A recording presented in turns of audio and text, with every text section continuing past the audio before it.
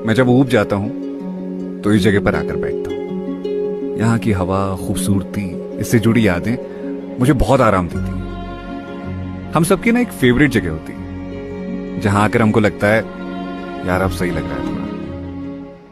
मेरा सुकून मुझ में है, मैं इसे किसी जगह या इंसान में नहीं तलाशता, क्योंकि मैंने ये जान लिया है कि जगह कितनी भी अच्छी क्यों न हो, एक दिन दिल भर जाता है, और इंसान कितना भी अच्छा क्यों न हो, एक दिन बदल जाता है या उसे बदलना पड़ता है।